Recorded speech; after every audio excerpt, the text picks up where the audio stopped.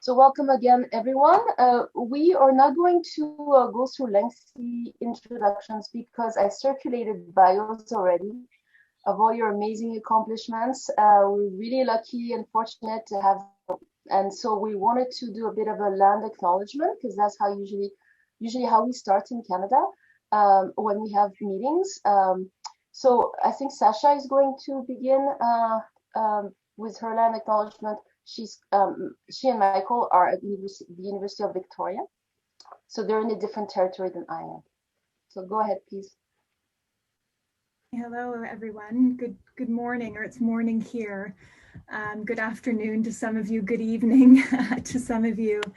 I'd like to start by acknowledging with respect the Lekwungen speaking peoples on whose traditional territory the University of Victoria stands. And I'm in my office right now looking at some snow on the ground in this territory, which is very strange for this place, and a deer actually, which is eating right next to my window, which is quite nice. And Michael is quite familiar with all the deer we have on campus here. So one day we hope to welcome you to this territory. I'm a visitor on these traditional territories of the Lekwungen speaking peoples, the Songhe Esquimalt, as well as the Wasanich peoples, whose historical relationships with this unceded territory continue to this day. Virginie, I'll hand it back to you. Thank you. So yes, and I'm at UBC Okanagan, so in the Okanagan Valley, which is the traditional and ancestral and unceded territory of the Silks people, who speak the Unsilksan language. And we're very fortunate at UBC Okanagan to have a very strong mandate for collaboration with our Indigenous community members here, collaborators, also Indigenous students. So trying to make sure that, we have a very strong relationship with the stewards of the land here for thousands and thousands of years, and trying to be respectful about our relationship with them. So I just wanted to thank the Silks people for, allowing UBC Okanagan to exist and to function on their territory. So this being said, I don't think we're going to go through again bios because we've already had a chance to look at each other's bios, and they're quite, there's so much detail, and then the website links that you sent to us. So thank you so much for that. I hope you had a chance to check those out. We decided we would start with giving everyone, our guests or invited participants, up to 5 minutes, more or less, to talk about some of their thoughts that they want to share with us this morning, to give us a chance of getting to know, getting everyone to share a little bit of their work in relationship with well-being in a very broad sense. So voice and well-being, there's so many different ways of thinking about that, and you're all doing different work, but it's interesting to see that there are some connections already from the materials that you've sent to me and some of the work I know you're doing.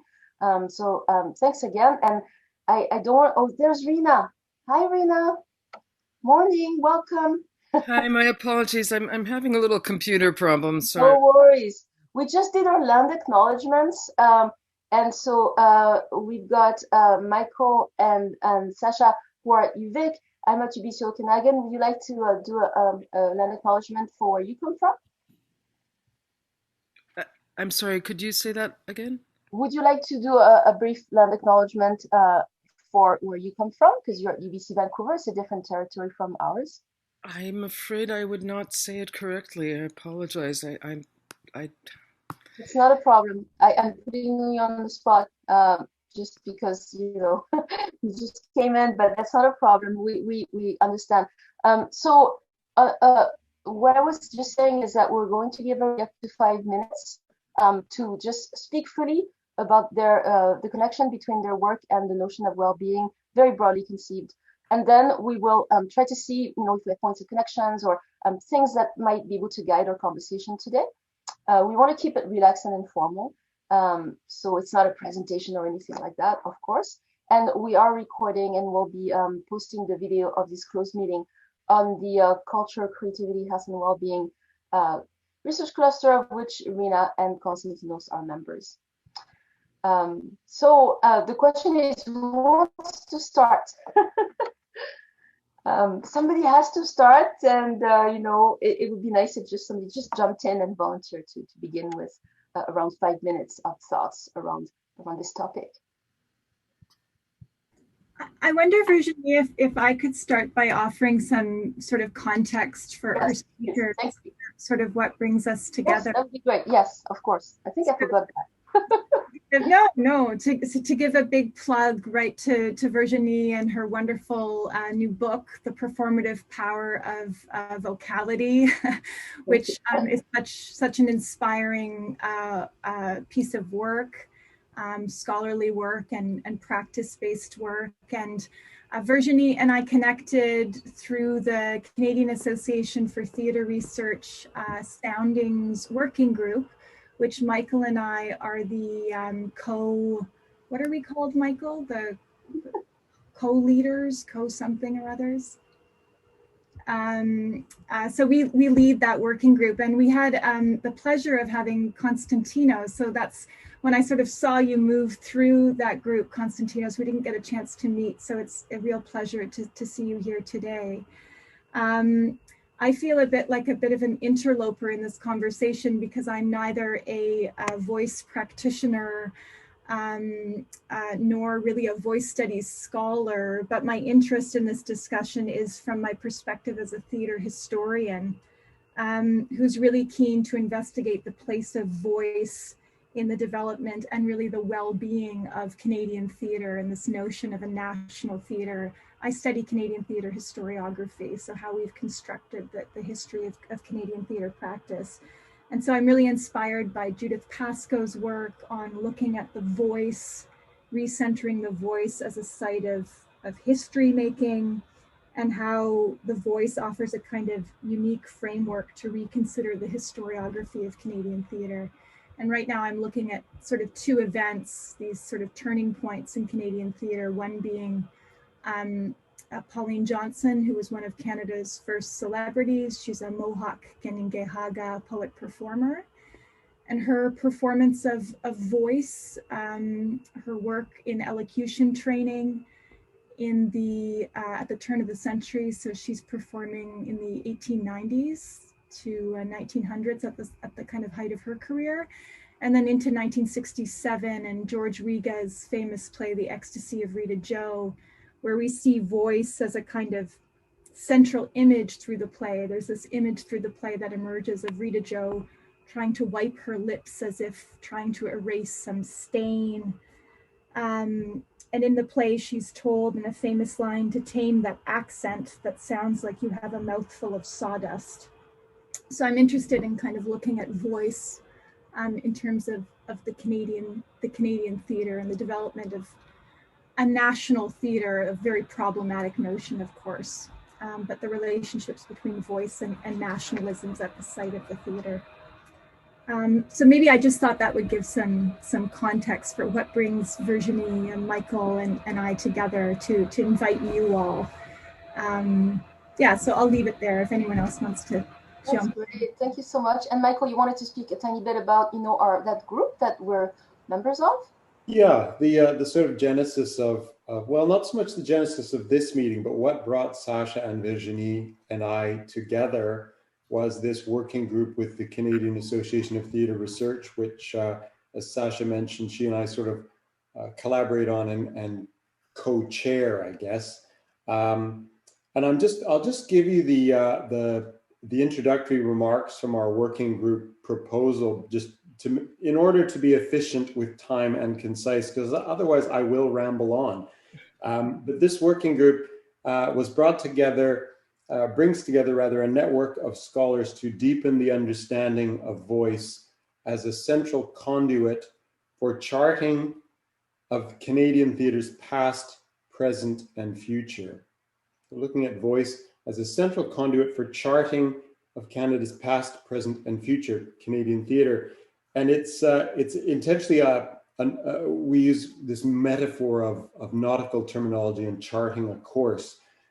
Soundings is a nautical term used to determine the depth of water under a ship. And our working group takes inspiration from that marine procedure to locate the deep histories of voice in Canadian performance and to explore how vocal practices and innovations impact and intersect with the buoyancy of certain habits, historiographies, and traditions in the Canadian theatre. Our working group aims to examine the history of voice and voice training in Canadian theatre with a view to chart the course that brought us to our current position and propose possible pathways forward.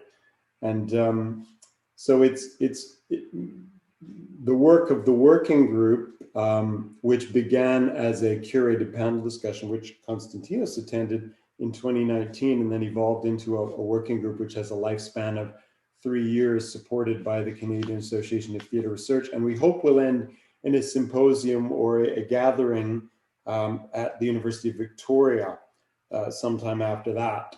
So we'll keep you posted about that. The work of that group may not seem directly on point with our gathering today, but I would think that it's impossible to consider the current position of voice in the Canadian theatre and voice training without considering well-being, given the state of the world at the moment. We all have to have the well-being of our students and actors and ourselves in mind. And so it's a wonderful opportunity today to look at how voice contributes to that and intersects with that. Thank you so much, Michael. Thank you, Sasha. Great contextualization of why we're here. This is important, so thank you. So I was wondering if maybe I could give a bit of an order for the what's happening next. We have we're planning to have about 30 minutes for everyone to speak. We can go over, of course, but just in the interest of time, it's I see that on my computer is 8:42 a.m. Here in Canada. So maybe for the next 30 minutes or so, I was thinking of maybe inviting you in a kind of an order so you know what's happening in terms of who's speaking next. So I was wondering if Konstantinos wouldn't mind going first. As a member of our cluster, you know, just kind of like you could model how to do this morning, because I know you're very familiar with things like that. So it'd be nice if we did hear you first. And then I was thinking maybe we could ask Gipin to speak after Konstantinos. And then maybe Anna Helena could be next, and then Christina, and then Rina could kind of close our conversation with her thoughts, so that we start with somebody from the cluster and we end with somebody from the cluster. Just a kind of like, you know, an idea for the structure of what we're doing in the next half hour or so. Does that sound okay to everyone? Yes? Okay, so I've already forgotten the order. I hope you remember. All right, so we'll start with Konstantinos. Thank you, Virginie. Thank you. Very much like Michael, I wrote something down just to keep me focused because there's so many things going on. I wanted to have something tangible in front of me. Is it okay if I try to share a PowerPoint, which is the thing? And if it doesn't work, it's okay. Yes, it should work also, you know, so you should be able to share your screen. And can I ask everybody to turn off their mic to make sure that everybody's mic is off so we can see as well? Go ahead. So can you see it? Good. All right. So thank you very much for the invitation. Yes, it's actually, thank you, Virginie. It's actually a breath of fresh air. To be invited to sort of think together about voice through voice. So when I was trying to formulate a response for today's gathering, I sort of found myself having this ongoing looping in my head, this ongoing question, which was, is there any aspect of voice training not entangled with well-being? So I started sort of thinking and brainstorming. And of course, the vocal techniques we embrace in the studio are imbricated with well-being, ranging from the health-inclined perspective to the ecstatic, the intersubjective, the transgressive, and also the structure, the sequencing, the pace of our sessions has to do with well-being. And then I thought about our modes of address as pedagogues to the individual trainee, to subgroups, to the ensemble, to fellow tutors.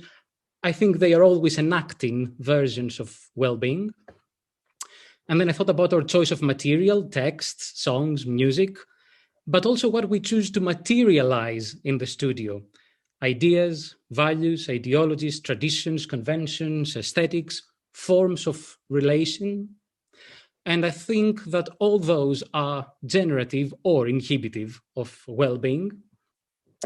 And then it came to mind the frames of inclusion/exclusion within which we operate.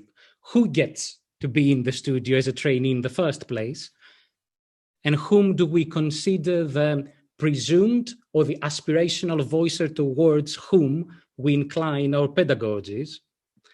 And frames which we can, as pedagogues, perpetuate or resist, one voice at a time, or to dismantle with sweeping vocal gestures. And these frames, for me, betray the sociality of well-beingness. So within this mind mapping and the looping of the question, I decided that for the purposes of this short opening statement, I will attempt to outline a practice I have been introducing in my studio modules for the last 4 years. A practice that was not explicitly designed with well-being in mind, and I did not necessarily expect it to be related to well-being, even though I should have, given the above framework. So the way, however, students responded to it and developed it and integrated it with their own practices emphatically underscored its qualities and potential for well-being. So this is the practice of narrating the makings of one's own voice, of sharing one's own vocal autobiography in voice and through voice, voicing one's vocal autobiography, a practice I have called autobiophony. So in 2017, I opened both my modules at the University of Exeter, studio modules, one second-year module on vocal technique and one third-year module on voice and sound as dramaturgy with a devised monologue. I narrated my vocal past, I selected key episodes in my vocal development, and these episodes included growing up disfluent, moving between languages, sonic racialization, accentism, but also the pleasures of aesthetic voicing, celebrating or grieving in song. The piece deployed a wide variety of techniques that I'm not going to outline here and devices, but crucially, interactive activities with the audience in between the episodes, which encourage students to listen back, to recreate, and to find non-intrusive ways of sharing with each other their own vocal autobiophonies. So the monologue appeared to be an opening gesture that pretended it was about the teacher's autobiophony, but in reality, it was designed as an invitation for the trainee's autobiophony. Although my original intention was to make audible from the very outset of training my students my personal interests in vocality and my own vocal positionality, it came as a surprise to me how much students were intrigued by autobiophony, how often they framed it as a mechanism of care, how often they found it was a mechanism of looking after the self and looking after each other.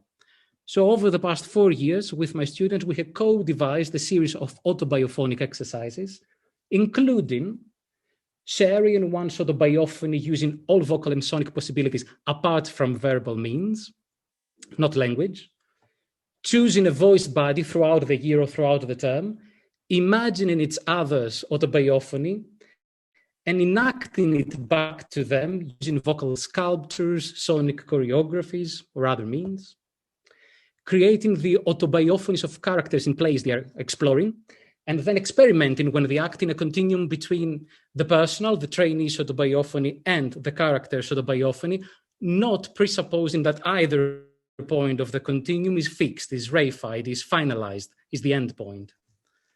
Also co-devising as a group autobiophony, a group vocal histories, sort of creating a memory building ongoing choir. And of course, also using vocal history and personal material for final presentations, essay and dissertation writing. These are just some of the exercises. So according to formal and informal feedback I got from my trainees, engaging with autobiophony revealed for them that coming to voice is always a process. It's a never-ending process. And in some cases, such a revelation became for them a mechanism to work against presuppositions of what a voice should be, and for recognizing in each other's voice its processual, context-specific, and historically material character. And I have to admit, it also reconfigured my role, not as the authority in the room, but it allowed vocal development to be a sharing of vocal histories, a sharing of vocal positionalities. It sort of allowed us to engage in co-training.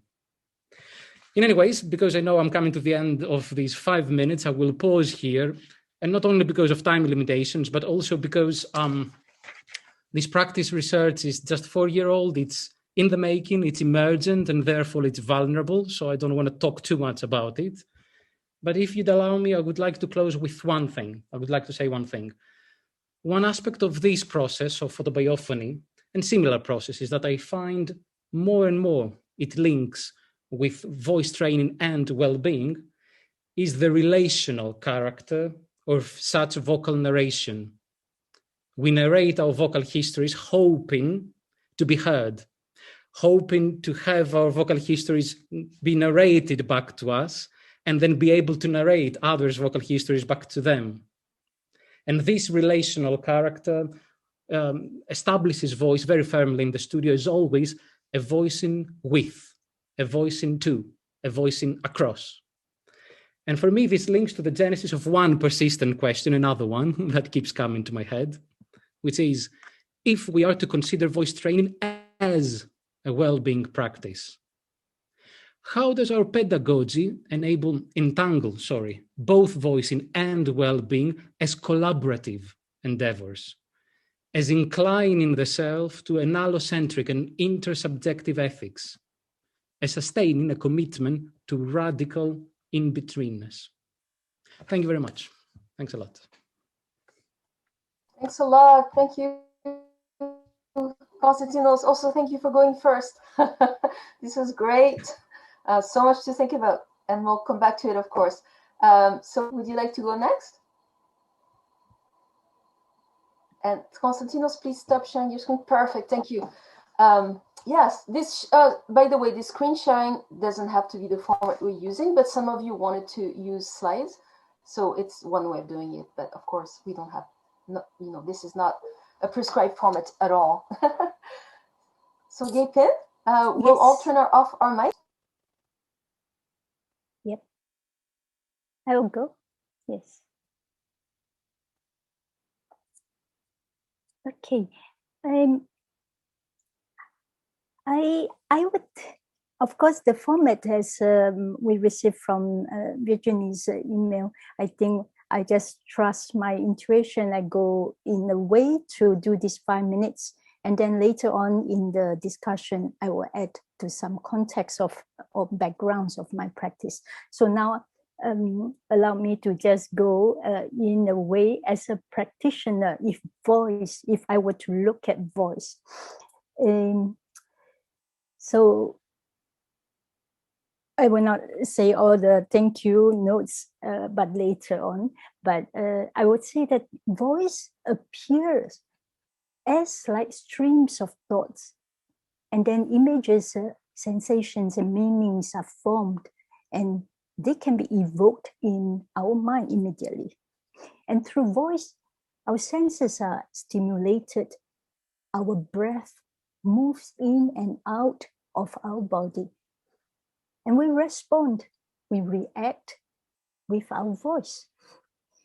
And human body, for me, is like a plant. It needs sun, water, air, and fertilizer, etc., etc. And voice practice through songs is like sunlight, and it nourishes my body and mind. And by taking care of myself, I take care of what's around me. And I need time for this self in order to be able to connect with others. And if I attend to my own thoughts, my sensations, whether they are pleasant or unpleasant, breath flows and tensions ease. And then there's soothing the body, giving space to the breathing. And this in turn can cultivate empowerment and strengthen a responsive capacity of resilience through this kind of care of the self. A voice practice in this sense for me is like an active self-care. So it is a bodily, a self-engaging journey. In Chinese, we have a word called guan, which means contemplate. So it's to actively contemplate on my breath, sensations, hearings, seeing, thoughts, attitudes, reactions. And through all this, I meet and converse with each of these moments. And through a kind of active searching and flowing with the musical notes, let's say within the song, subtle and more delicate parts of the body are attended to and be taken care of. And by articulating the varied notes within the song, I can start to activate and circulate breaths to reach further and further in the internal parts of my body.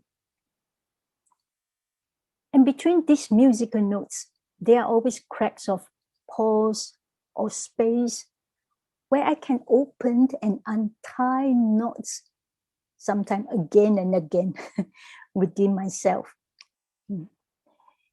And no matter what kind of like seasons inside my body, I can contemplate through song practice and through this way of caring, and it allows myself to reflect, to rejuvenate and be awakened, as in the Sanskrit word sati. Commonly, we all know as like mindfulness. But its root meaning is to remember. So to think is to remember. And what to remember? I thought I would share a very brief way how I engage in song practice. But today, because I thought I was supposed to go into a studio, but then I ended up in my room now. So I will share a link. It's just 1 minute. So it was a very homemade little mobile last year during the circuit breaker we call lockdown. So I'm going to just copy this link. Oh, Virginie, is it? I don't know what is the better way, because with video it may lag a little. Should I share in the chat? In the chat box, okay. You can post the link. It's difficult often to unfortunately share videos through Zoom, but if we have the link.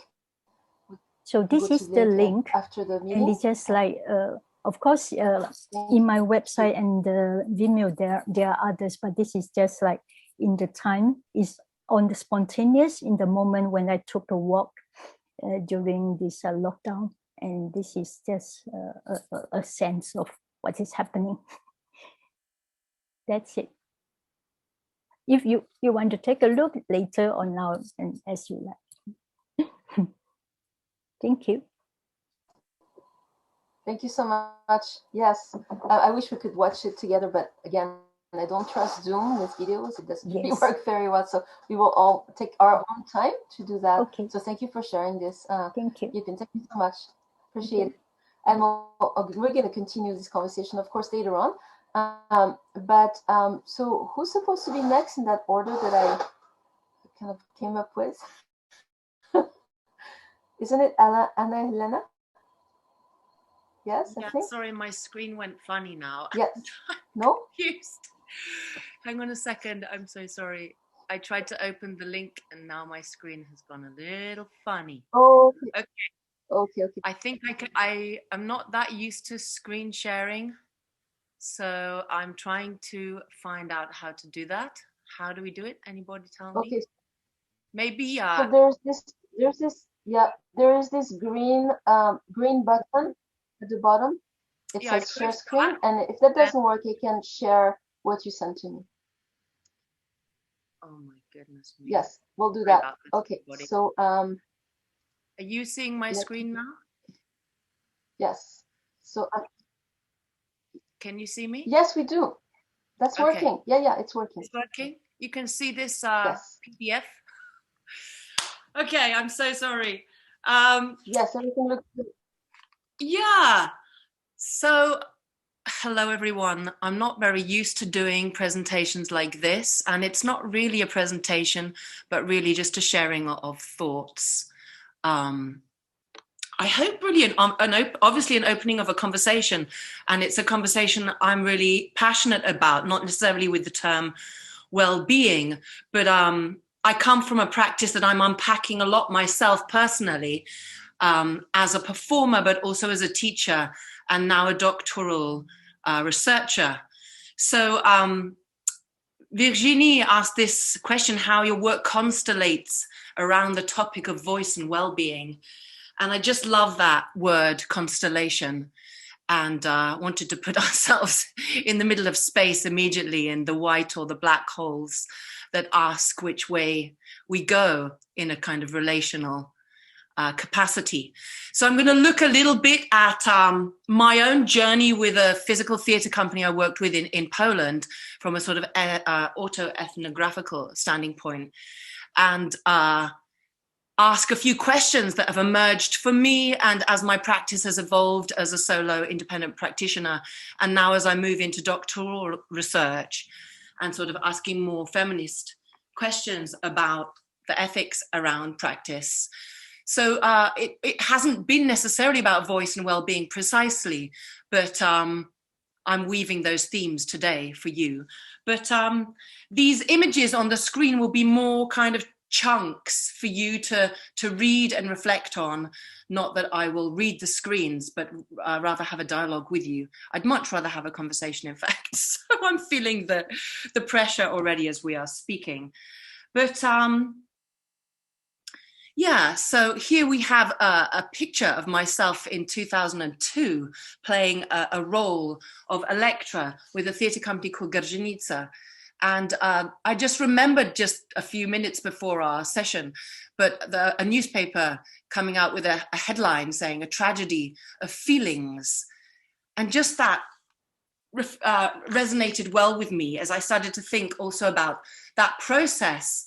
And it was a 7-year process creating that production, and the kind of level of surrender and devotion that I experienced in generating that work that seemed for me as a young sort of 19-year-old, an act or a practice much bigger than creating kind of an entertaining piece of work or learning how to act.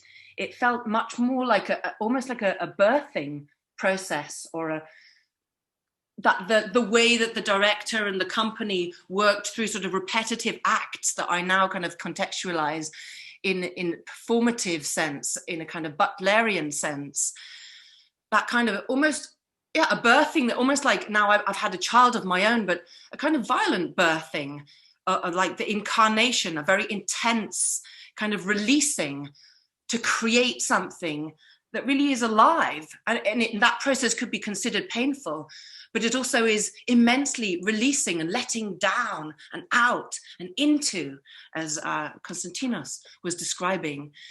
And so, yeah, I've been thinking about that and that organic process that I felt that I was part of, and felt like I was sort of massaging and pouring out of myself, imitating other cultures that were very foreign to me, indigenous cultures as it happened.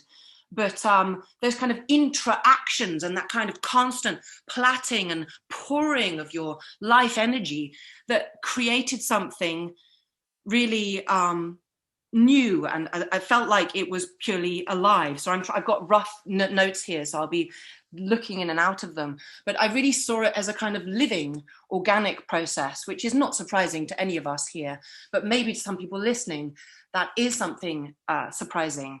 And I have thought a lot since that 7-year process and what I came away with in my own body as a young woman as well, what that cost was to myself, but also what I want to preserve from that experience, and how am I passing that to other people, and what tools am I using to pass that kind of life, that child, that organism that I created together with other people and learned so much from, whether I understood it or not. I felt like I embodied that. So I've thought about those processes and what it is that we're trying to preserve, and also what I feel might well be degenerating in some way in patriarchal, really, I would say, or male-dominated traditions that are often holding this kind of knowledge, and what my part could be in helping to pass on some of that knowledge in my very English, Western, white, female bodied sense. I mean, what does that have to offer? So I started to think about catharsis and healing and the value of that in our art making, and at what point and for whom is a practice cathartic or healing? How do we make an embodied knowledge system transparent? So I started to work a lot myself through practice and trying to look at preserving the tools that I find really powerful and meaningful. And I created more recently, well, about 10 years ago, a practice called Actor Chorus Text. And this is just a photograph from that more recently. But I'm thinking about how do we make our methodologies really transparent to our practitioners so that they become agents and have autonomy over their processes? And how do we then negotiate our boundaries in that more relational sense that I actually feel like I did manage to do in my experience in Poland, for example? So I made a note here that for me, everything in Gajdanice when I went there at 19 years old was extremely foreign to me. But somehow my musical training, but also maybe, I wonder, but a very female-centered upbringing as well, somehow enabled me to maintain really healthy, relational, professional partnerships throughout my whole career and really lay down my boundaries whenever I felt I needed to. So what is that negotiating of those boundaries? And I won't deny that in coming out of Poland and trying to adapt to life outside of an institution like that, which is very intense, you're living together. I don't need to say that to our company here today, but maybe for some people listening, you could look into that kind of setup there, which seems unusual. But I found the systems imitating the outcomes of that kind of a practice, but using more modern paradigms of sustaining them, I actually personally found quite toxic and very unhealthy for me. And I actually found myself reflecting on preparing these words for you, but thinking about feeling unsafe and feeling unwell as a woman, as an artist, feeling vulnerable. So it's really interesting, this sense of well-being, because that has really shaped really critical choices I've made in my career, and it's shaped the way that I make practice. And so more recently, I found myself on that journey, rocking up to sign up for a PhD and really looking at researching in more depth into to what extent patriarchal paradigms are dominating this field. And I'm only just for this presentation today, I've started to ask, perhaps also degenerating the field.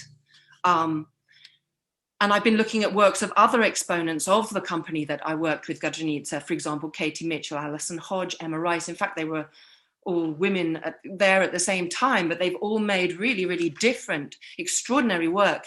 And I'm curious about the tools women are using, feminist tools, that either they've made their own, but also maybe that they've extracted from that experience there in actually quite a male-dominated domain. I don't know how I'm doing for time, probably running out, but yeah, so I've been really looking at the female role, and I've been looking at creating a laboratory of my own, a female first practice.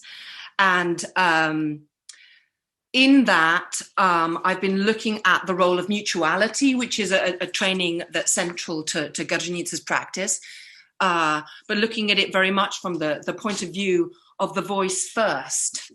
And as Konstantinos is talking about in his own practice, so it's nothing new in some ways, but how resonance is the leading, the invisible, the vocalizing toward the embodied harmonics are woven into the dramaturgies that we generate, more so than, say, psychophysicality, which can often be conflated with musculature, strength, and that leads quite quickly towards sort of male-dominated paradigms of practice and some toxicity that can come with those assumptions made. So my practice is now called ACT Sex, or Actor Chorus Text Sex, and I'm calling it a female first laboratory at this stage. You can see my research question at the departure point, or my inquiry point, there on the slide. And I've been thinking a lot about the role of the voice and the way that voice was used in Gajdanice, even in that practice, and how female voice was so much at the center of Gajdanice's practice, and how maybe there's something intuitive there about the way the director hosted and held the training, that the female voice somehow changed that environment. I might be completely wrong, but for me, there was something very powerful in that listening in to the embodiment of a female voice that he would stage at the center of every single one of his productions in Gajdanice. That's Staniewski I'm talking about. But I'm really interested in the ACT Sex Lab about voice leading and the way that it incorporates our identity, our sex, and our gender in a more nuanced, perhaps, or sensitive, listening, perhaps unbiased way. The fact that it's invisible, that we find it between each other, and that those harmonics are a kind of perfect, or not perfect, but a fixed, an actual sensual experience, a sensual materiality between us that we keep discovering, just as Konstantinos said extremely beautifully, and Gay Pin as well. So I'm become more and more aware of new materialist and post-human frameworks. I'm really a baby steps with this area of research and theory, but I'm finding these feminist frameworks really useful for finding these, acknowledging the way training spaces are held, how they're set up, how breakthroughs are co-creative and transformative processes, how they're also closed.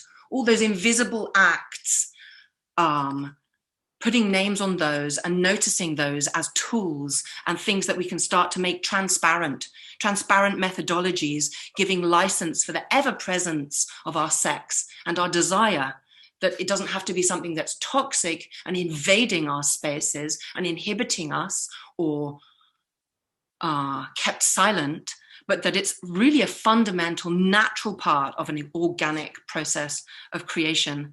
I think I'm going to leave it there because I feel like I'm going more than 5 minutes, but I'll leave you there with our white hole and our black hole and thinking about the values that are integral to the nature of knowing and being.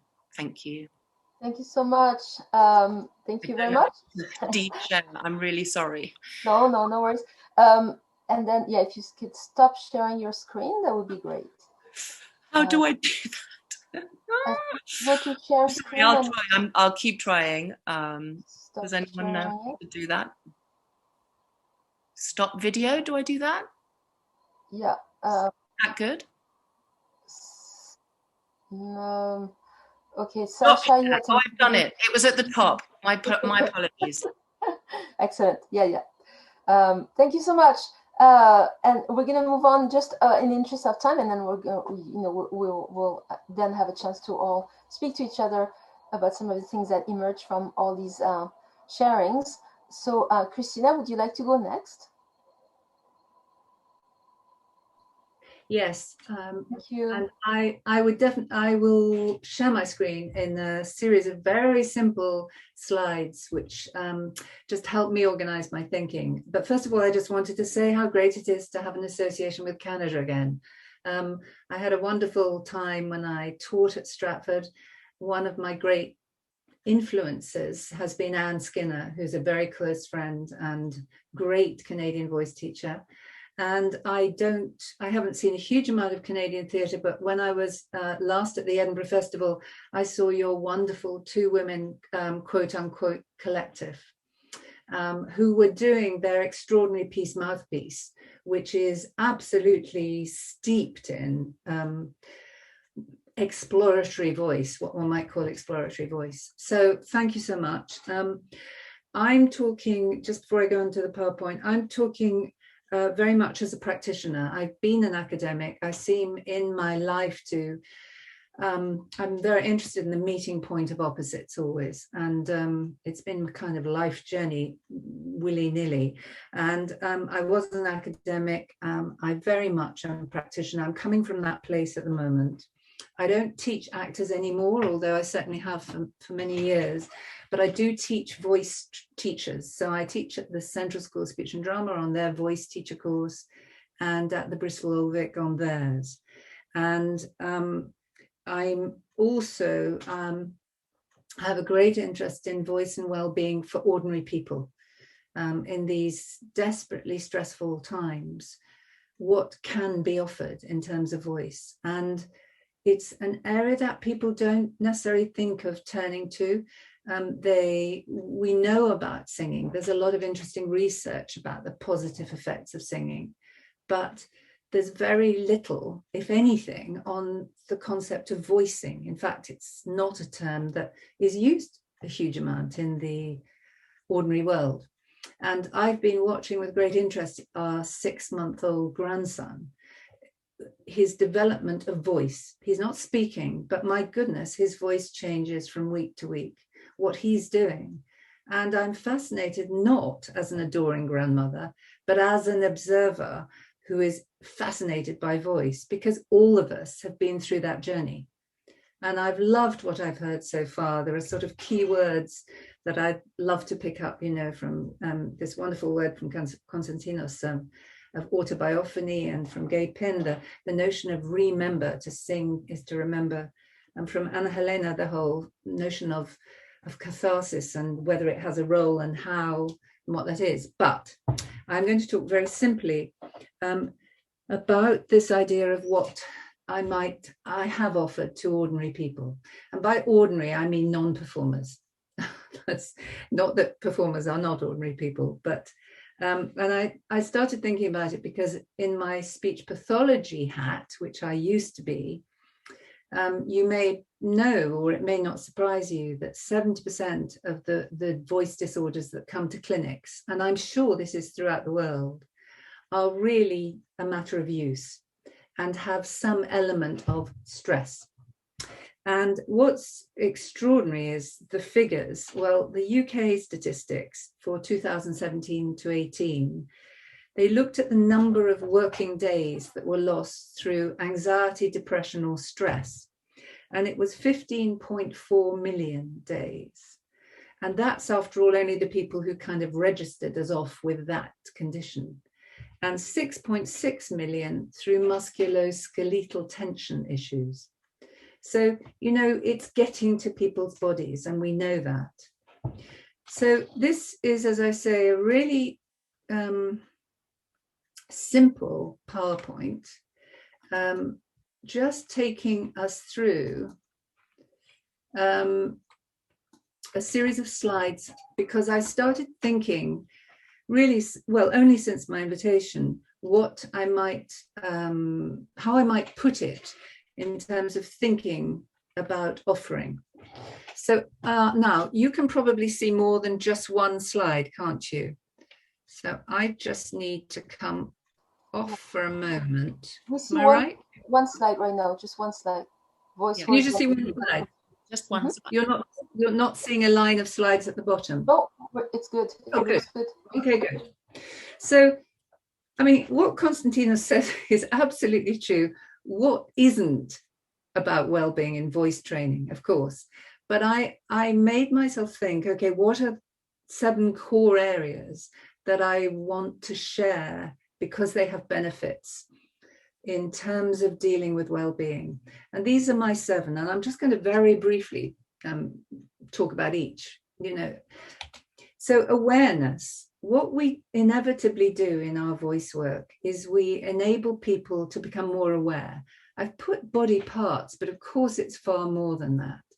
To be aware of the body tension, we enable them to identify that. I use mindfulness a great deal in my work.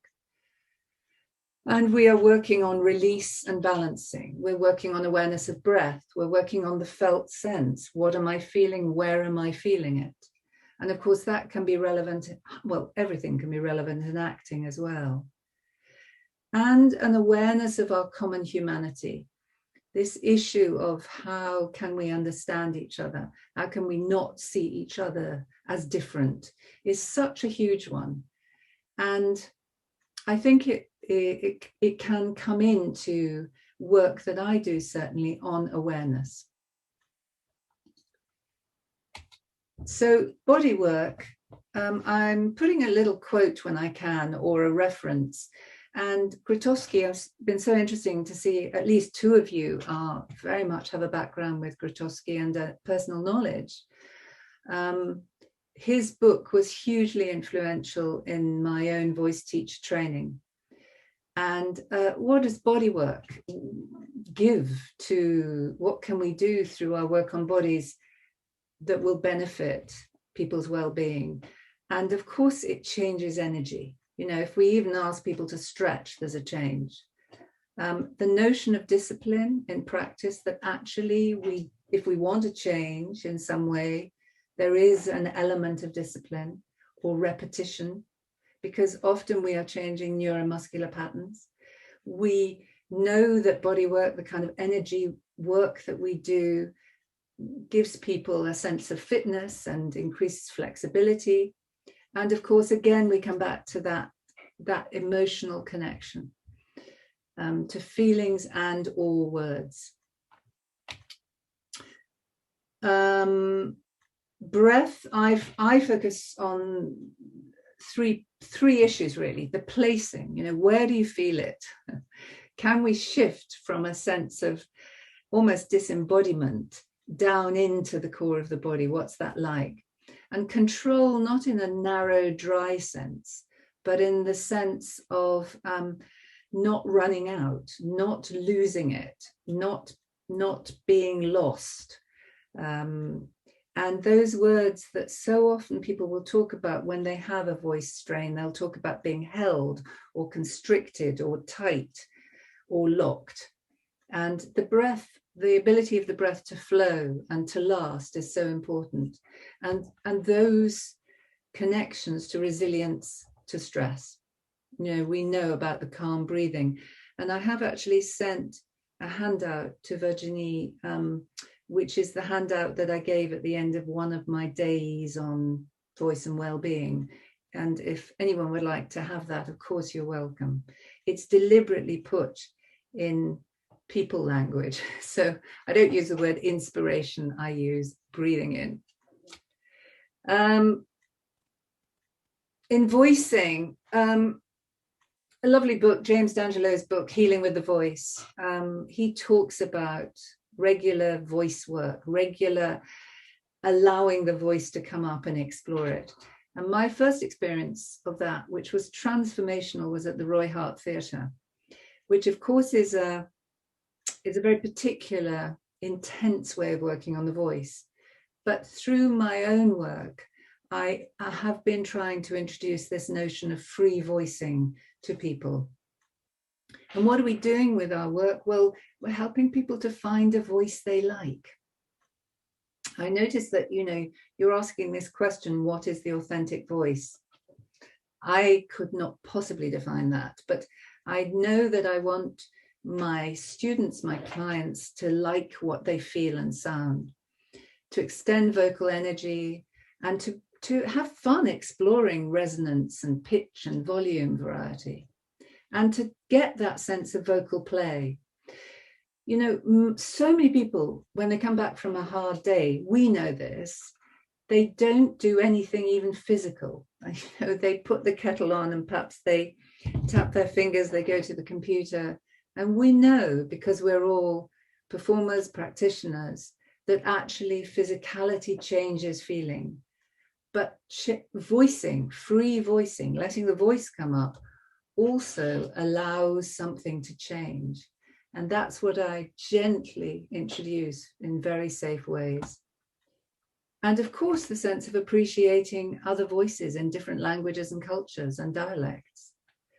In the voice conferences I've been to over the years, what's been wonderful is to have voices from all around the world talking about their indigenous people and perhaps demonstrating, playing recordings of sounds that we English speakers here don't ever use and yet are wonderful to hear. Words, we work with words, we work with speech sounds, and through our work, we can have our clients experience the effect on their bodies and on how they can affect listeners. And the delicious difference of dialects. Here in the UK, as those of us who live here know, that there are popular dialects and unpopular dialects. And actually dialects are a varied part of our musical heritage. And I always try to give that sense to my clients. And poetry, which for various reasons has been a lifeline, and which I have recently published an article about, because like all of us, what drives my own explorations is curiosity. And I have been fascinated, why does poetry go deeper? Why does poetry come out in times of crisis? And the article is an attempt to answer that. Imagery, we use imagery all the time. It's not something, interestingly enough, that the speech pathology, speech therapy world used to use at all. Singing teachers and theatre voice teachers use it, but we know, and again, through my own curiosity, I started researching this and teaching it. We know that imagery affects the body through the brain, and of course through emotions. So when we as voice workers use it with people, we are offering something.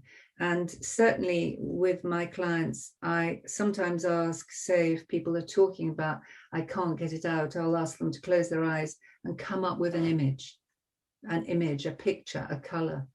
And it can be remarkably freeing for them, because often they haven't done it before. And finally, emotions. I mean, how dare I even put that word? You know, it's such an enormous word. But when we are working with voice in the area of well-being, what we need to do always, of course, is recognize that emotions come up. And for some trainee voice teachers, that's quite a surprise that they can be doing breathing work and suddenly an acting student is sobbing in the corner. And I teach basic counselling skills when I teach the voice teachers on their courses, very basic counselling skills, but the ability that we all need to hold our clients, to hold a group, and to listen to our own bodies, our own feelings. And another great Canadian, Marion Woodman, Jungian analyst, who's been, again, a great influence on me. I love this quote, many of us can listen to our cat or dog more intelligently than to our own body. Our own bodies, however, may have to let out an earth-shattering scream before we listen. And part of our work is enabling people to recognize that, those feelings, that emotions and the body are absolutely interlinked. And finally, this is a slide from an organization that I'm on the board, and I particularly, I suppose, would like our English colleagues to know that this exists. The National Centre for Integrative Medicine, based in Bristol, where I live. And we are working on many, many areas. And it's through them that I started running my first courses in voice and well-being. So thank you very much. That's a bit of a rush through a lot of material, but gives some idea. Thank you so much, Christina, for sharing all these this really interesting work that you've been doing for a long time now. I was looking at the article that you published about poetry. So many interesting things for me, for sure, that I'd love to talk to you about.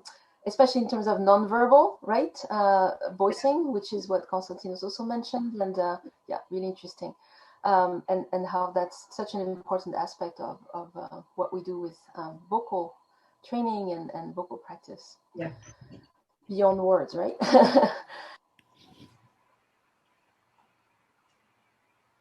Can I just jump in quickly, Virginie? Yes. I just wanted to mention that we're all here to talk about voice and well-being. And one of the points that came up in your call for papers, Virginie, on that topic was about voice and well-being in this sort of modality that we're in now, and how we've all, this is where voice pedagogy happens at the moment, is in these little boxes on these screens. And I thought we've all now been sitting for an hour and 12 minutes by my clock, and we've all touched on, or all the speakers I think have touched on the importance of movement and well-being, and movement and feeling. And I thought we really all should stand up and stretch, shouldn't we? After the amount of time we've been sitting. So everybody, we can still talk to each other, but stand up and have a stretch and move and breathe for a second.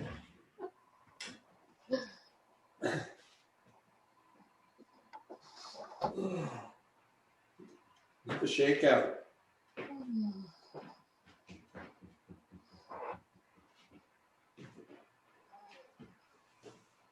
It's one of the things that I make sure that, you know, when teaching all my voice classes online now, we spend very little time actually sitting at our desks at the computer.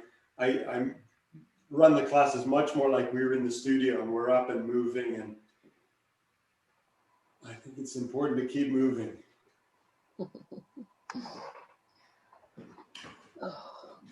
Yes, that feels good. Thank you so much, Michael. All this talk about embodiment, right?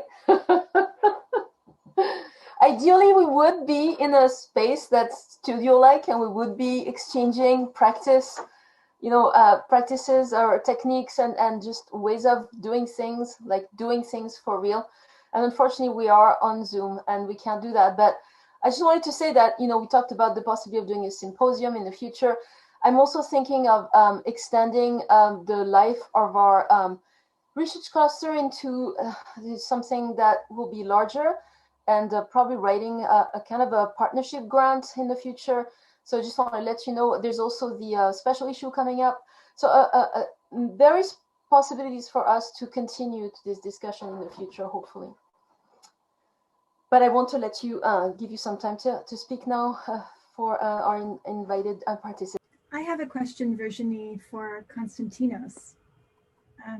If I can. The things that maybe we can exchange on is some of the, you know, some of you mentioned, I think Christina mentioned some of the points that she took out of some of, you know, the things that you shared with us. So maybe we can continue this discussion a little bit in terms of, you know, some of the commonalities or connections in terms of how we connect voice and well-being. And there were several examples.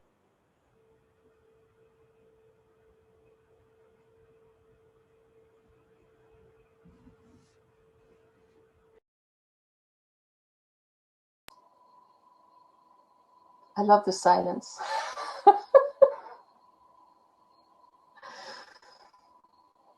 Konstantinos, you want to say something? Oh, I think Sasha wanted to, excellent. to Go ahead, start. go ahead. Start us off. Oh, sorry. Yeah, there was a bit of a lag, so I just went quiet to wait for the lag to catch up. I really found it fascinating to hear, tracking from Konstantinos's idea of autobiophony into Gapin's discussions of voice practice as an act of self-care and, finding oneself also within the song and locating self within song and also history. As a historian, I'm so struck always by how many of these conversations are about histories, embodied histories, and the ways in which the voice becomes this site that contains those histories. Christina, you were talking about, those motions where there's a history that leads to attention. And I'm interested, Konstantinos, in your work on this autobiophony. If there were sort of patterns that you saw students in their sort of historicizing of their voice, if there were any patterns, were there moments that you saw across those different performances where students were picking up certain historical moments that in some way were related or paralleled? I think this links to discussions we've all been having around essentially vocal exchange, that voice partakes in community building and culture building or cultural sharing. This is sort of informal and more intuitive, but I have noticed it over 4 years, and also it's not just University of Exeter. I've done this work now in Greece, in Norway, in other universities and drama schools in the UK. So I sort of have a sense, but please don't take this as a formal sort of response. A lot of the time I have noticed that the questions that this practice opens up resonate more immediately. I wouldn't say they don't resonate, but immediately with students or trainees that have been marginalized vocally. Because if you have been marginalized, if you've been told that your voice doesn't pertain, you're very aware of its making. And therefore, you're very aware of its history. So you're very aware of the fact that you're telling yourself a story in order to be able to voice and in order to be able to be heard in a specific way that is going to generate stories about your voice straight away in other people's heads. So this entire mechanism was, there's a line in the opening of the piece. I speak in Greek and I say this line, and I have a PowerPoint which translates very badly. I use Google Translate just to showcase the differences in translation and voicing and writing. Let me see if I remember it now. I talk about how my voice changes when I speak English, which is a very different voice. And I say, it's not that I'm making another voice, it's that this other voice makes me the speaker that it needs. And I remember the first time I performed this, we had a long discussion afterwards, very lively, very embodied with students about that point. And the only student that told me, yep, exactly that, was one of my Korean students. So I think that's one pattern. The second thing that I started discovering as a voice pedagogue as well, because a lot of the time we all invest in the vocal embodied practice and the breath and resonance and the texts that we use. I started finding that a lot of work, training work, not research work, can happen through the frames of the training. So a lot of the time after this invitation got open and students started responding to this invitation, voices changed not necessarily in the moment of an exercise, but through corridor chats about, for example, their gender and voice. And then a week later, the voice had changed. So narrating also became a mode of tapping tapping into the embodied aspects of vocality.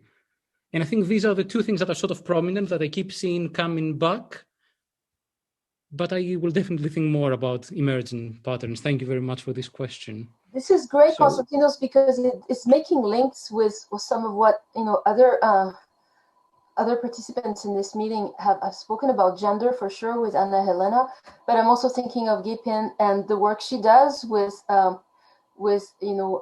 Hokkien language from her tradition. And I'm thinking of what Christina said about the delicious difference of dialects. This to me is amazing because I'm working also on traditional songs from my my cultural legacy in a language that's never been that's marginalized, let's say, and almost disappearing. So any thoughts about all this from you guys? Thank you, Virginie, for mentioning this, because exactly Christina's presentation, I really caught this strongly. Of course, this dialect thing, but this richness, that how it's really bringing the being and opening up something which is surpassing the language. And also, like Sasha mentioned about this historical, I think it's really the whole body is that history. And coming back also, different person did mention about exactly, in fact, my work started from the body. It never started from a mental work thinking, oh, I'm going to work on voice. And I think it's really through this remembering all this memory and all the association and imagination reaction with the people around in the room, that everything started to open up. And voice come because of all this action reaction. And also in Konstantinos did mention, but in a different way, I'm thinking about my work exactly of this co-creation, co-caring among practitioners, even with your collaborators, or even in a workshop situation within a very short days, and people started to exchange of things. And I think also in class students, and this is what is making them be there is a change or shift in their attitude, which is not just about themselves, but in relation to others. And in that aspect of care, I do also think like the care is not just about the self, but also care with or together, which is what makes that a wellness. Then when you are taking care of yourself, taking care of others, it's all related. Yeah, okay. Yeah, leave it to others. Thank you. Thank you. I think that thing of taking care of others, it's, one of the things a therapist will say or will be implicit, a psychotherapist, is, I hear you, I hear you. And I was thinking about the work I've done with refugees here and how incredibly important it is that they feel they are heard, because our Home Office often isn't hearing them. And again, it's that, I can't think of the word, it's not mediating, it's something to do with the commonality of voice. I think one of your questions was, yes, Michael, can we identify anything in the function of the human voice that can truly be said to be universal? Well, we all have voices, and certainly when you watch that baby, it is the same. I mean, unless they are unhealthy in some way. And then, as we know, the voice becomes shaped by the language that is heard. But we do all have this amazing vocal fold vibration that then is resonated, and it goes so deep, and it's so important that people are heard in every sense, isn't it? Emotionally and vocally. Yeah, it's wonderful to me to hear you all talking about voice, and a sort of theme that has come up that I think relates to what you're saying, Christina, pardon me, is a number of people brought up the idea of non-verbal voicing, and the element of voicing that before we get to, the 6-month-old grandchild, before we get to words, before we speak in a dialect, I'm interested in the exploration of what we can identify that is universal and that we share. You know, our common humanity was one of the expressions somebody used, and I think it was you actually, Christina, and Gay Pin. You talked about surpassing language, and I think surely, as you say, we've all got voices. Surely there's something at that level that is universal, and then once we get into language, it becomes problematic, doesn't it, in words, and because we all speak, we speak different languages, and then we speak any single language, or English in this case, with an accent or a dialect, and then we, you know, I immediately think of Henry Higgins at the beginning, first act of Pygmalion. Every time an Englishman opens his mouth, he makes another Englishman despise him, or words to that effect. And so often when I read articles in journals about cultural voice, for lack of a better expression, in pedagogical terms, it's the way we form words that seems to me to be creating the barriers. So I'm very interested in exploring this idea of the universal in the non-verbal. And the last thing I'll throw out there into the conversation just before I shut up is this idea of authentic voice. My question on that is whether it, first of all, whether it exists, or is it too problematic of a term pedagogically? Because I remember talking to Jane Boston, who some of you may know as a voice pedagogue at the Central School of Speech and Drama in London, Royal Central School, sorry. And I ran into her at a conference in, I think it was around 2015.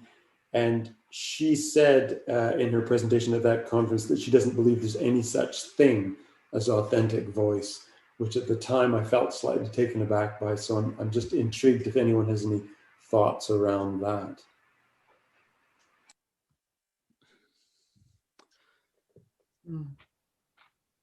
Okay. Anna Helena, you wanted to say something? Yeah, I was backtracking just slightly. I was reflecting on something earlier in what Michael had said, but then maybe Konstantinos can take it from where he left us off.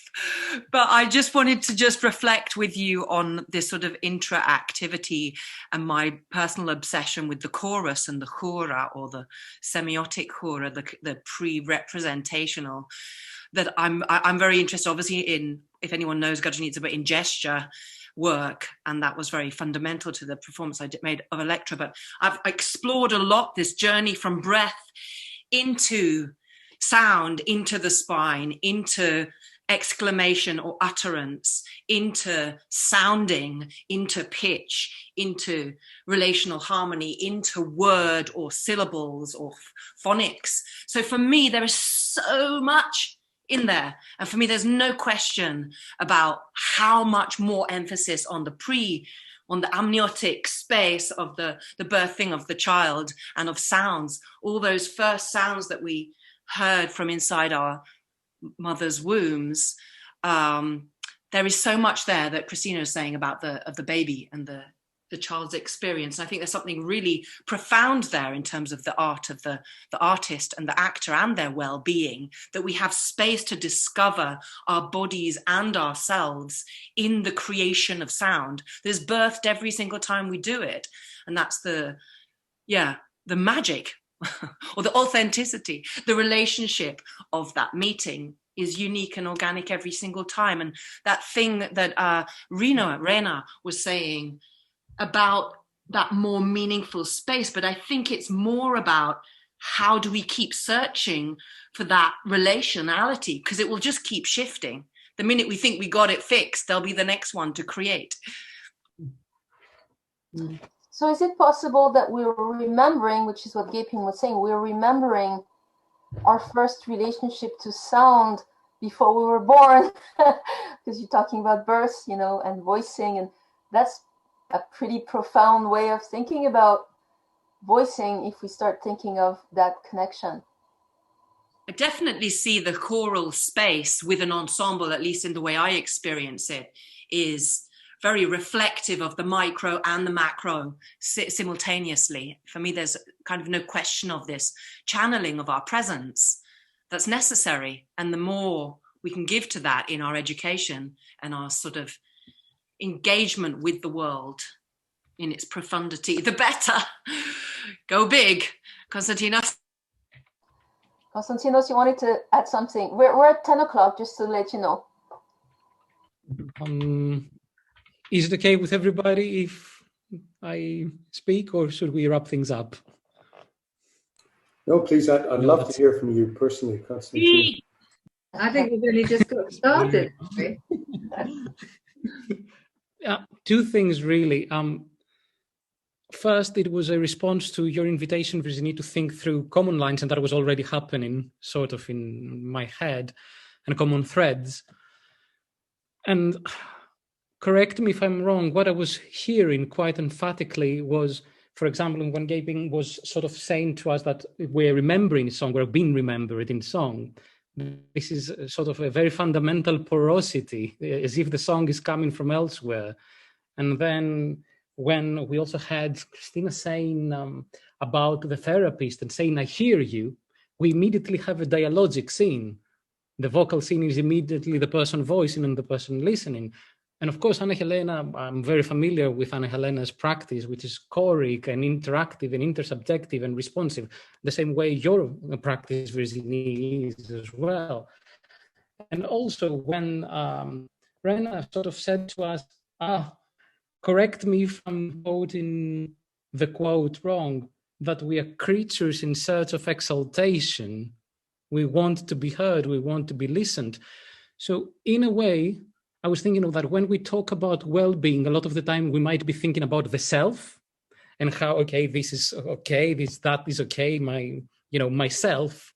But in a way, we talk about the porous self, the inclined self, and we locate well-being in the relation and the openness, and not in the enclosed ego self, but in the relational dialogic self.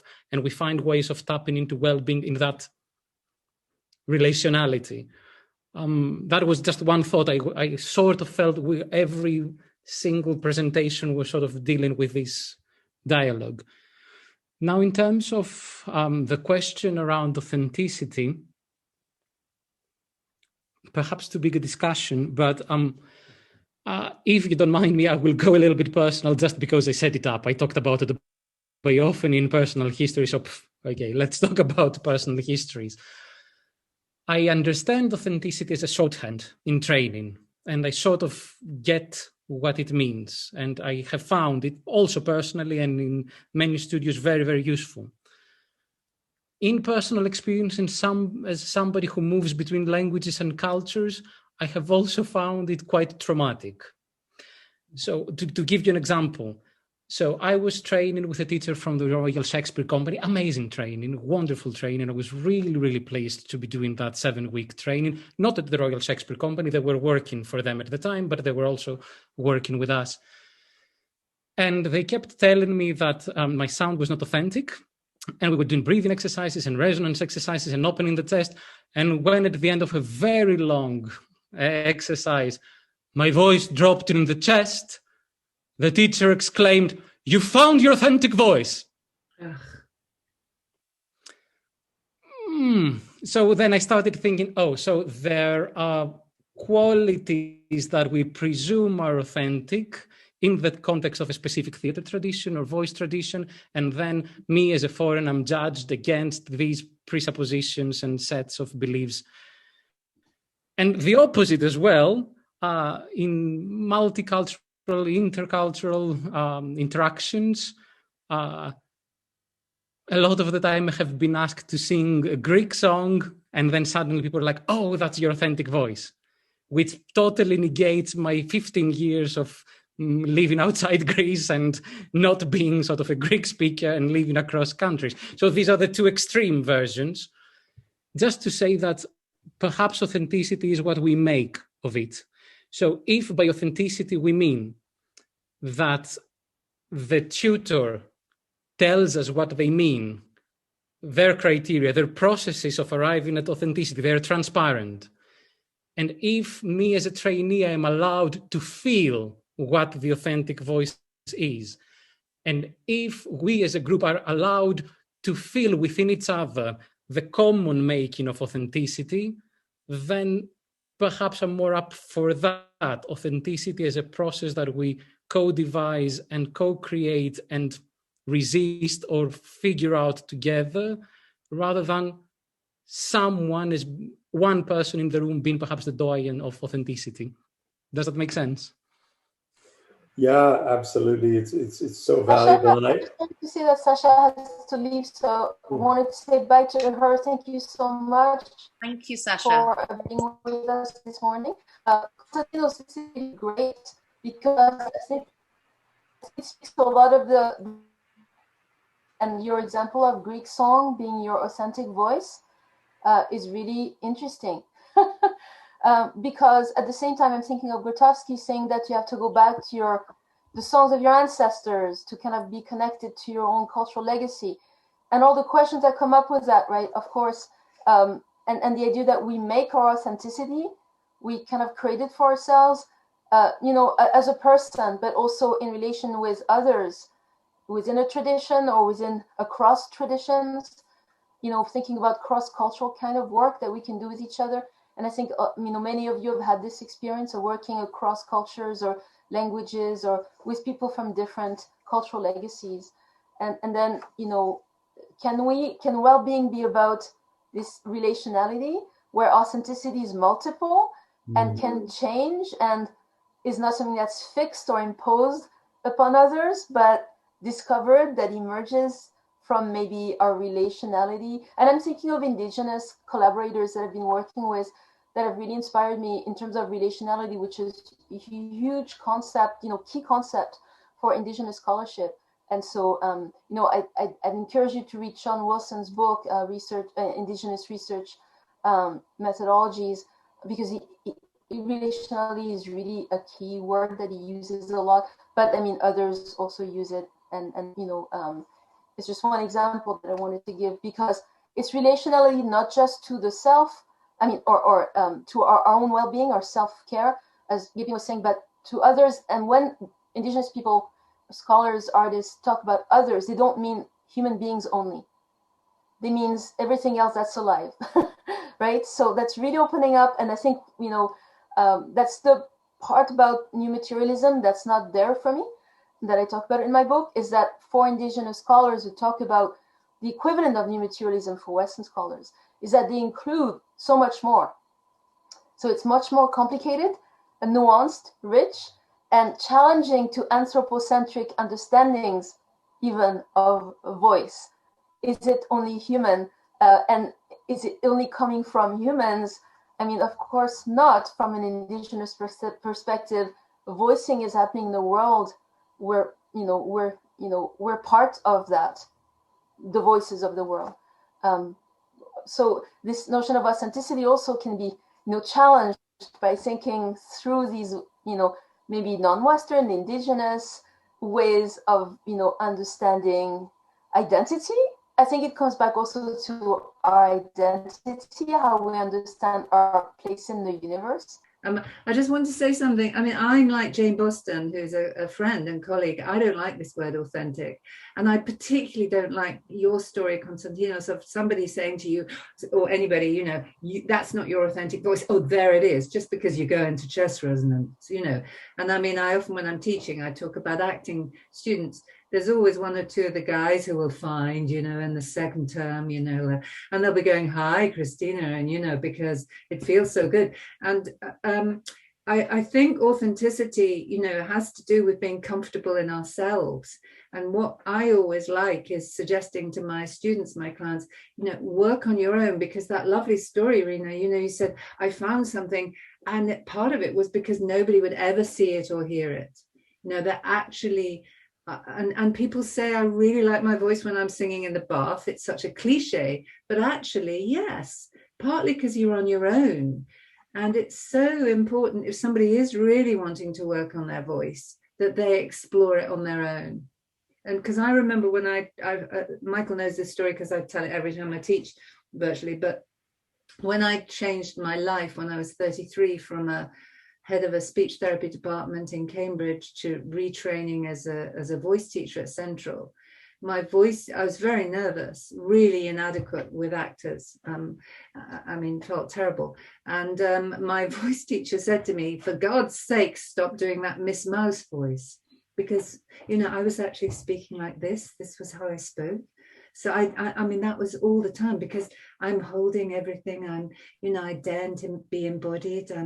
What is this voice saying? It's saying, please be nice to me because I'm really vulnerable. Now, actually, of course, that's not authentic, but I had to find that in my own self. And I really think that's so important. And I don't know that anybody else, you can say it doesn't sound authentic, but to say to somebody, that's not it, is a real risk in terms of how that connects to their personal view of themselves. And the last thing I say, is we've also got to be careful. I mean, I remember when the Sami people, we had a group of wonderful Sami singers came to a conference from northern Norway, Finland, Sweden, and they were doing this extraordinary, wonderful sound. And somebody said to me, oh, it's so good to hear people who can speak in their authentic voices. And I thought, well, it depends on the personality of those individuals, doesn't it? You can't assume everybody who is an Indigenous person speaks with their authentic voice. I'll stop talking. I think Virginie has gone away. Yeah, it was freezing, wasn't she? I think it's the Wi-Fi connection. Yeah. I mean, if there's a moment, I'm just reflecting here on some of the things Konstantinos said in his Ampersand series, Theatre and Voice, but about animalistic sound. Can you not hear me? No, is it Gay Pin? What does that mean? We're saying goodbye to Gay Pin. Oh, is it? Are you going? Oh no. Yeah, over. I think everyone's petering off now. I also have to get my daughter. But yeah, just thinking about animalism and you know, going beyond that Anthropocene and imitating nature and our shame about making ugly noises, and also this journey toward indigeneity, maybe in nature as much as in our bodies and identities and our dialects. And there's something there about, I mean, why I'm so in love with the body being entirely imbricated with the voice and breath. There is no separation for me whatsoever. And it's kind of amazing that so many Western systems are just separating these things. So I guess it's just a reflection there. I feel like I've lost people on that one, but yeah, just that animal in us. And also for me, that comes back to kind of what I'm struggling with or inquiring about sex and gender, but something about a force beyond gender, a kind of presence that is our very identity, that transcends any kind of fixed point, but that from our center, from our breath, I'm still grappling with it, but I feel like there needs to be a new word, something that gives us this ability to commune between our very self, our past presence. And also, sorry, just while I'm there, but in this space of the relational that Virginie was sort of pinpointing, because I have some issue with some of the care that can also be very inhibiting. And if we overcare and sympathize and empathize and have a lot of systems of care on one level, it can actually dampen our ability to become present. So just that balance, for me, that relational, professional space is really licensing a presence. I don't know. Throwing those things there, I lost connection with all of you there. So thank you for listening. I also lost connection. I'm not sure if there's going to be a bit of a glitch in the video recording as a result, because I'm the host and I lost connectivity. So I just wanted to apologize, but I'm back now and I missed some of what you were saying. And then maybe it will be recorded, I hope. So just to let you know. So it is 10:20, and I don't want to hold everyone into hostage in this Zoom meeting, but I wanted also to allow us to go over time if we wanted to. Yeah, thank you everyone so much for coming to our virtual meeting, spending time with each other. It's always wonderful to be able to exchange in this way.